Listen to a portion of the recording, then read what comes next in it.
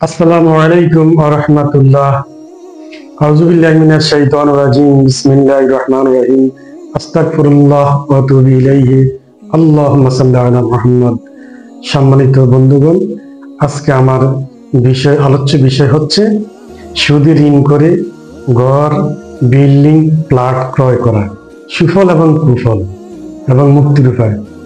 সম্মানিত বন্ধুগণ, বাংলাদেশে আজকে এই 15 বছর ধরে যেভাবে সুদে ঋণ করে ঘর বাড়ি, বিল্ডিং, প্লট কিনা শুরু হয়ে গেছে, যেভাবে মানুষ গণহারে টাকা পেয়ে অন্যের টাকা সুদে টাকা পেয়ে যেভাবে ঘর বাড়ি নির্মাণ করতেছে, প্লট কিনতেছে, তেমনি ভাবে এখন আবার সব ঝরঝর করে ঝরে পড়ছে।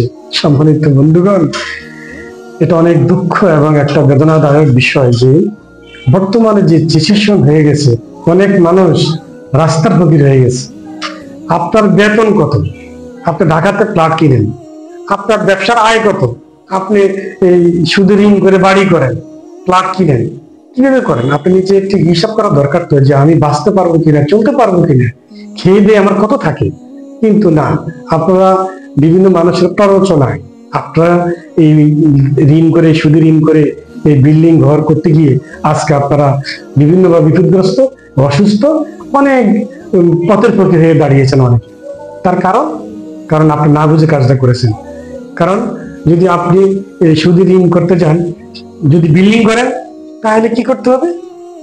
আপনাকে এই একতলা করতে হবে। একতলা করার পরে তারপরে যারা এই ঋণ দেয় তারা আপনার দোতলা, তিনতলা করার জন্য আপনাকে টাকা দেবে, নাহলে আপনাকে টাকা দেবে না।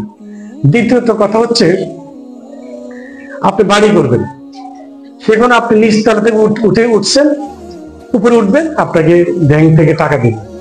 তো এই যে টাকা দেবে, পরিশোধ করা লাগবে না? তো আমরা টাকাটা সুদে আমি দুইটা ভাবে বুঝ করি, যে আমি যদি প্লট কিনতে পারি, তাহলে প্লট কিনলে প্রতি মাসে আমি ভাড়া পাবো। সম্মানিত বন্ধুগণ, আমি আপনাদেরকে বলি, আপনি প্লট কিনবেন 40 থেকে 60 লক্ষ, 70 লক্ষ টাকা দিয়ে। আপনি এটা বিক্রি করে ভাড়া যখন দিবেন, কত টাকা পাবেন? 20-30, এর বেশি আপনি পাবেন না। তো খোঁজ নিয়ে দেখেন, বা যারা কিনেছেন তারা তো জানেনি। তো আপনারা কখনো এটা বাড়ি এই ঋণ পরিশোধ করতে পারবেন না প্লটের। আর যারা ব্যাংক থেকে যারা ব্যাংক থেকে টাকা নিয়ে আপনার এই যে এই একতলা দোতলা করবেন, ভাড়া পাবেন, ওই ভাড়া দিয়ে আবার ঋণ দিবেন, কিন্তু সেটা সম্ভব হচ্ছে না। আমি নিজে দেখছি, আমি নিজে ভুক্তভোগী, এই জন্য বলছি, কারণ আমি নিজ থেকে কথাগুলো বলছি।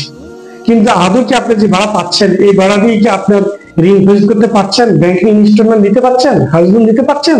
পাচ্ছেন না। বিপদ। তাহলে কি করতে হবে ভাই? আমরা ঋণে সুদ করে নিজের বাড়ি, প্লট এবং বাড়ি নির্মাণ করা, একতলা, দোতলা, তিনতলা, এটাতে আমরা যাব না।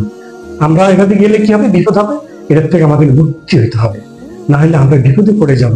কারণ বর্তমানে মানুষ বাঁচে কতদিন? আপনি শুধু ঋণ এনে এই টাকা দিবেন আপনি কত বছর ধরে? তা আপনি সুস্থ থাকছেন না, অসুস্থ পড়ছেন, টেনশন, নিজে, পরিবার সহ, ভাই বোনেদের সহ। একটা টাকা দিয়ে হাওলাত নিয়ে আসছেন, আর একটা নিজের টাকা, আর একটা সুদের টাকা নিয়ে আসছেন, কতদিগুলো জ্বালা আপনি সহ্য করবেন? কিন্তু আপনার আয়টা কত টাকা আপনি দেখেছেন? তাহলে আপনার জন্য বিপদ। যারা এই অবস্থানে আছেন, দ্রুত বিক্রি করে ঋণ পরিশোধ করেন। পরিশোধ করে আপনি স্বাভাবিকভাবে জীবনযাপন করেন। প্রয়োজনে অনেক মানুষ আছে গ্রামের অনেক জায়গা বিক্রি করে শহরের একটা ছোট একটা প্লট কিনতে যায়। গ্রামে বিশাল সম্পদ বিক্রি করে তারা গ্রামের শহরে প্লট কিনতে যায়, আর নিজের দেশকে সাজান। একজন বিক্রি করে আরেকজন সাজান। কিন্তু আপনি কি করছেন? গ্রামের বড় জায়গা বিক্রি করে শহরে অনেক ছোট জায়গা কিনতে যাচ্ছেন। এটা করতে যাবেন না ইনশাল্লাহ। আপনারা এখন থেকে যারা বিপদে পড়ে গেছেন, যারা রাস্তায় ঘুরতেছেন, পলায় পলে থাকতেছেন এবং নিজেকে গুছিয়ে নিতে পারতেছেন না, তারা হতাশা ভোগ করবেন না। আপনার যে যত বেশি হতাশা আসে, আল্লাহ পাক তার পাশে আছে।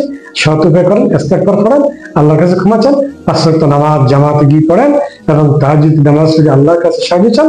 এবং যারা অত্যন্ত অসুস্থ হয়ে গেছেন, বিপদে পড়ে গেছেন, তারা পবিত্র কোরআনুল মাজিদ বুকে নিয়ে আল্লাহ সুবহানাহু ওয়া তাআলার কাছে সাহায্য চাবেন, যে আল্লাহ, আমি ভুল করে ফেলছি, অন্যায় করে ফেলছি, আমি সুদের সাথে জড়িত হয়ে গেছি, আমাকে আপনি ক্ষমা করে দেন, আপনি আমাকে দয়া করেন, আমি কিভাবে ঋণ পরিশোধ করব, আমাকে আপনি সহজ করে দেন।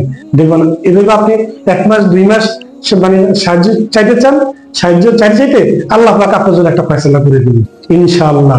আল্লাহর কথাই সত্য আর মানুষের কথা হলো মিথ্যা। আসসালামু আলাইকুম ওয়া রাহমাতুল্লাহি ওয়া বারাকাতুহু।